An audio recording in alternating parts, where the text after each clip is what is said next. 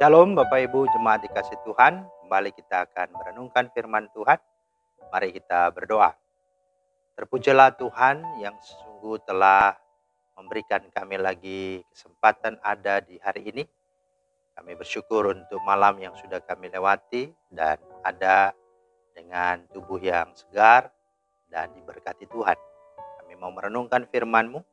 Mohon hikmat dan pengertian Roh Kudus dalam nama Tuhan Yesus. Amin. Bapak Ibu, firman Tuhan kita terambil dari 1 Korintus 16 ayat 17 dan 18.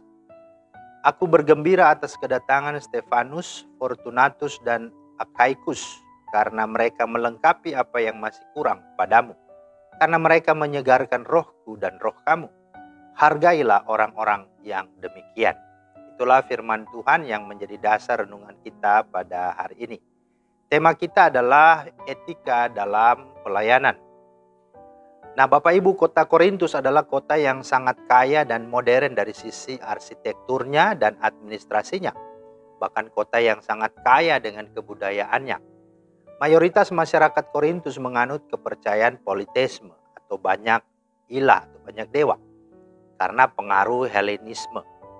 Namun yang perlu kita bahas adalah jemaat di Korintus.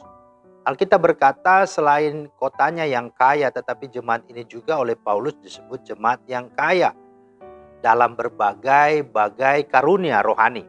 Jemaat yang kaya dalam segala macam perkataan dan juga pengetahuan dan berbagai karunia apapun. Namun sangat disayangkan jemaat yang sangat potensial seperti ini dalam persekutuan di dalamnya bersama anggota-anggota jemaat justru saling berselisih paham, saling iri hati dan masih memiliki cara hidup yang duniawi. Mereka punya kelompok-kelompok atas nama tokoh atau figur rohani yang mereka kultuskan. Itu di dalam 1 Korintus 1 ayat 11, pasal 3, 1-9. Itu sebabnya Paulus dalam surat pertamanya ini menasihati mereka dengan keras dan tegas bahwa sekalipun mereka kaya dalam berbagai karunia dan berbagai macam pengetahuan, namun kalau mereka tidak punya kasih, mereka tidak berguna dan apa yang mereka lakukan sia-sia semata. Begitu pula dengan setiap kelompok yang mengatasnamakan pengikut Apolos, Paulus, Kefas, dan Kristus. Semuanya itu tidak ada gunanya. Maka dengan melihat perilaku kehidupan jemaat yang demikian inilah, Paulus hendak mengajarkan kepada mereka tentang rambu-rambu atau etika atau norma dalam persekutuan dan pelayanan. Apabila ada orang yang datang melayani di antara mereka dan yang sudah berjuang di dalam pelayanan untuk membangun iman jemaat mereka. Etika pelayanan seperti apa itu? Yang pertama, kata Paulus, jangan membuat orang itu takut untuk melayani. Ayat 10. Paulus menasihatkan jemaat Korintus bahwa jika Timotius datang kepadamu, usahakanlah supaya ia berada di tengah-tengah kamu tanpa takut, sebab ia mengerjakan pekerjaan Tuhan sama seperti aku. Artinya kalau bahasa zaman sekarang, jangan pernah membullyingnya, mempermalukannya, apalagi kalau kita merasa dia masih muda, tidak selevel ekonominya dan statusnya dengan kita. Belum banyak pengalaman, pendidikannya belum tinggi, apalagi hanya pelayan Tuhan dan pengerja saja. Janganlah bersikap demikian, melainkan kuatkanlah dan hiburlah serta motivasilah dirinya untuk semangat dan antusias dalam melayani Tuhan. Itulah yang sungguh Paulus tekankan. Yang kedua, jangan ada yang menganggap rendah seorang pelayan Tuhan. Ayat 11-12. Janganlah ada orang yang menganggapnya rendah, tetapi tolonglah dia supaya ia melanjutkan perjalanannya dengan selamat, agar ia datang kembali kepadaku, sebab aku di sini menunggu kedatangannya bersama-sama dengan saudara-saudaranya yang lain. Artinya mari menjadi jemaat yang rendah hati, penuh kasih, yang mengedepankan sinergitas dan kontinuitas pelayanan, yang membutuhkan rekan dan anggota tim dalam pelayanan. Sebab pelayanan tidak bisa dikerjakan sendiri, membutuhkan kebersamaan dengan rekan-rekan pelayanan yang lain. Dan itulah yang dibutuhkan oleh Paulus akan kehadiran Timotius. Yang ketiga, berjaga-jagalah dan usahakanlah teguh untuk bertumbuh dalam iman dan kasih. Ayat 13-14. Berjaga-jagalah, berdirilah dengan teguh dalam iman.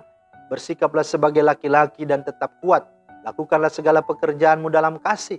Artinya jadilah jemaat yang terus waspada terhadap sikap hidup dan ajaran di dalam jemaat. sambil juga waspada terhadap banyaknya ajaran-ajaran sesat dengan mengusahakan kegiatan-kegiatan rohani yang membangun iman dan pertumbuhan dalam hal mengasihi, seperti pembinaan iman, persekutuan doa, persekutuan misi, persekutuan kategorial, pemuridan, dan lain-lain sebagainya. Yang keempat, hormati dan hargailah setiap orang yang sudah, bahkan yang sedang atau sementara melayanimu. Ayat 15-18. Paulus sampaikan ada suatu permintaan lagi. Saudara-saudara, kamu tahu bahwa Stefanus dan keluarganya adalah orang-orang yang pertama-tama bertobat di Akaya, dan bahwa mereka telah mengabdikan diri kepada pelayanan orang-orang kudus. Karena itu taatilah orang-orang yang demikian dan setiap orang yang turut bekerja dan berjerih payah. Aku bergembira atas kedatangan Stefanus, Fortunatus, dan Akaikus, karena mereka melengkapi apa yang masih kurang padamu. Karena mereka menyegarkan rohku dan roh kamu. Hargailah orang-orang yang demikian. Artinya Paulus mau berkata, dengan berbuat demikian, jemaat Tuhan akan diberkati dan menjadi berkat. Karena di dalamnya ada penundukan dan penghormatan kepada otoritas, yakni mereka-mereka yang melayani Tuhan. Pertama-tama kepada Tuhan Yesus sebagai kepala gereja. Yang kedua kepada para pendeta, para majelis dan pengerja serta sesama jemaat Tuhan. Dan firman Tuhan berkata, barang siapa menyambut kamu yang menyambut aku. Dan barang siapa menyambut aku yang menyambut dia yang mengutus aku. Barang siapa menyambut seorang nabi sebagai nabi, ia akan menerima upah nabi. Dan bagaimana barang siapa menyambut seorang benar sebagai orang benar, ia akan menerima upah orang benar. Dan barang siapa memberi air sejuk secangkir saja pun kepada salah seorang yang kecil ini, karena ia muridku, pelayanku, aku berkata kepadamu, sesungguhnya ia tidak akan kehilangan upahnya daripadanya. Markus 10, 40-42. Karena itu, jika kita hendak pelayanan kita diberkati dan diurapi Tuhan, maka marilah melayani dengan beretika. Kiranya Tuhan menolong dan memberkati kita. Amin. Terima kasih Tuhan atas firman-Mu, sudah meneguhkan kami kembali dan mengajar kami tentang pelayanan yang beretika. Mari ajar kami dan tolong kami supaya kami dapat hidupi firman-Mu dalam kesehari-harian kami di tengah-tengah jemaat-Mu yang Kau percayakan kami layani. Demi Kristus kami berdoa. Amin. Demikianlah firman Tuhan hari ini. Hanya menjadi berkat. Selamat beraktivitas, selamat melayani Tuhan. Tuhan Yesus memberkati. Shalom.